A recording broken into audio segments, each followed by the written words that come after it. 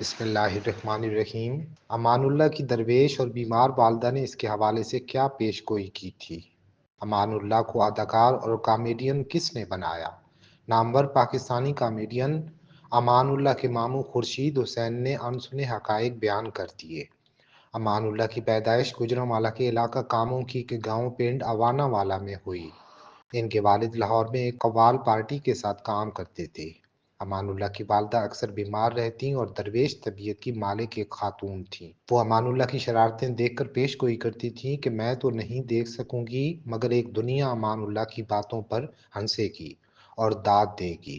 امان اللہ نے صرف 5 جماعتوں تک تعلیم حاصل کی، ذرا بڑے ہوئے تو ایک سگریٹ کمپنی کے ملازم ہو گئے، جہاں وہ اس کے اشتہاروں کے لیے آواز ریکارڈ کرواتے تھے۔ راولپنڈی میں امان اللہ کی ملاقات طفیل نیازی سے ہوئی، جنہوں نے اسٹیج پر کام دلا دیا۔ اس کے بعد وہ اپنی جگتوں اور پرفارمنس کی وجہ سے ترقی کرتا گیا۔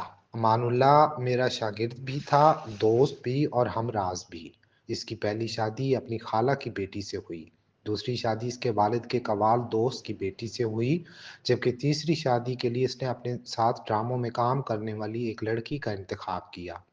اس کی والدہ کا انتقال تب ہوا جب اس نے ڈراموں میں ابھی کام کرنا شروع ہی کیا تھا۔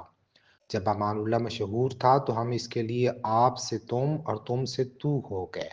اللہ غنی کے رحمت کرے، بہت بڑا اور نفیس اداکار تھا۔ نامور کامیڈین امان اللہ مرحوم کے ماموں خورشید حسین کی باتیں۔